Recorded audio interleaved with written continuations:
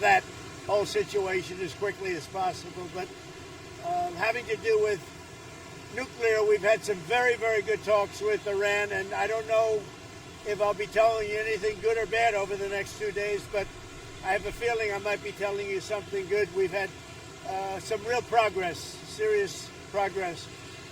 On any other front, I don't know. Do you have any questions? Do you have a message for the Senate? A lot of Republicans have said there are going to be significant changes to the budget bill.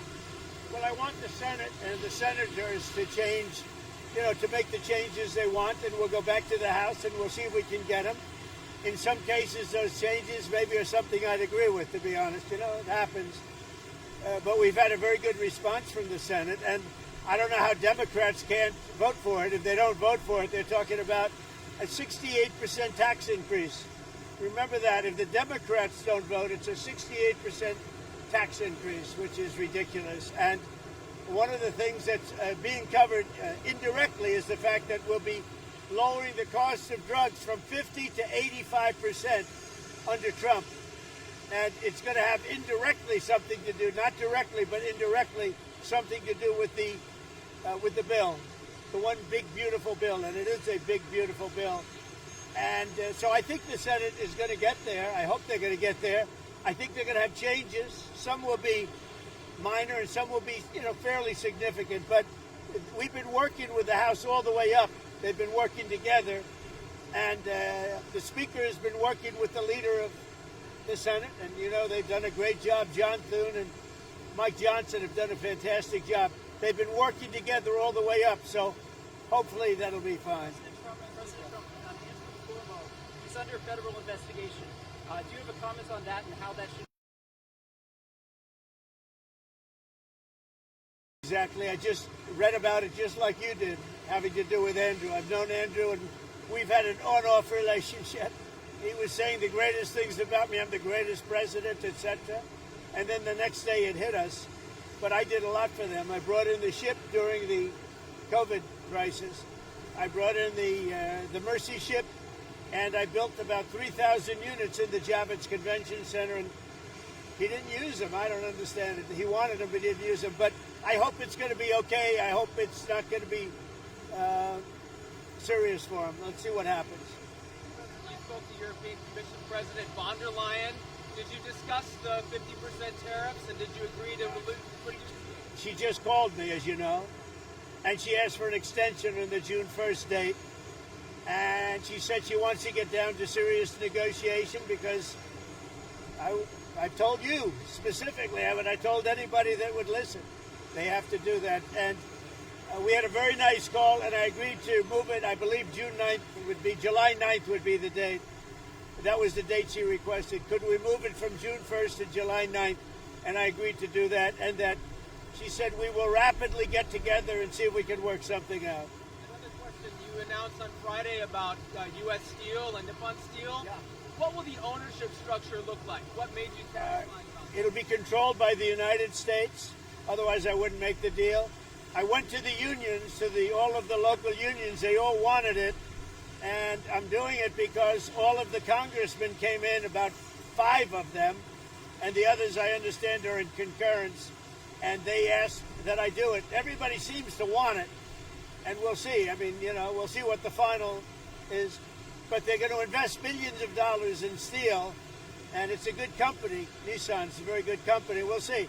But it's an investment, and it's a partial ownership, but it'll be controlled by the USA. President Trump, on Saudi Arabia, you came back with a lot of investments. There was an American who's stuck there and facing a trial for tweets. His family want you to intervene and ask the Crown Prince to let him go. What do you think about that? I haven't heard about it at all. If you give me the information on the plane, are you on the plane? Give me the information. I'll see what I can do. Do you think he's okay? I'm a reporter. I can't say anything. But are you giving a recommendation? No, I'm not. Okay. Well, then maybe I won't do it. I don't know. You tell me.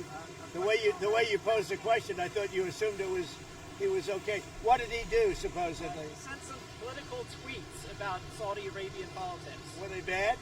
He said he approved of renaming a street in D.C. It was fairly innocent stuff by American standards. Let me take a look. President, can you provide us an update on Russia and Ukraine as well? Yeah, I'll give you an update. I'm not happy with what Putin's doing. He's killing a lot of people, and I don't know what the hell happened to Putin. I've known him a long time, always gotten along with him, but he's sending rockets into cities and killing people, and I don't like it at all, okay? We're in the middle of talking, and he's shooting rockets into Kiev and other cities. I don't like it at all. So, Mr. President, what do you want to do about And that? I'm surprised. I'm very surprised. We'll see what we're going to do. What am I going to tell you? You're the fake news, aren't you? You're totally fake. All right, any other questions? I don't like what Putin is doing, not even a little bit. He's killing people. And something happened to this guy, and I don't like it. That's all I have to say. Can I follow up on that? A Russian commander reportedly said that Putin was almost caught in the middle of a drone attack from Ukraine. So do you have any... I haven't heard that, but maybe that would be a reason. I don't know, but I have not heard that. President Trump, Secretary Hegseth's acting chief of staff is a Biden administration holdover who has said some very critical things about you and Vice President Vance. Do you have thoughts on that? Who is the chief of staff? Britain Korea. I have no idea who he is, but if he did say that, I would recommend that we don't take him. I mean, if he did say something like that, I would recommend we don't take him. But let's see. I'll take a look. Korea, I'll check it out. Yeah. On Harvard, do you think you'll come for their endowment in any way or go after financial aid? Well, look, part of the problem with Harvard is that there are about 31%, almost 31% of foreigners coming to Harvard. We give them billions of dollars, which is ridiculous. We do grants, which we're probably not going to be doing much grants anymore to Harvard. But they're 31%, but they refuse to tell us who the people are. We want to know who the people. Now, a lot of the foreign students we wouldn't have a problem with. I'm not going to have a problem with foreign students, but it shouldn't be 31%. It's too much because we have Americans that want to go there and to other places, and they can't go there because you have 31% foreign. Now, no foreign government contributes money to Harvard. We do. So why are they doing so many? Number one. Number two, we want a list of those foreign students, and we'll find out whether or not they're okay. Many will be okay, I assume. And I assume with Harvard, many will be bad. And then the other thing is they're very anti-Semitic. Everybody knows they're anti-Semitic, and that's got to stop immediately. President Trump, Secretary, are you in? New York Post. Oh, well, I like the New York crowd. I like Keith Poole. Okay.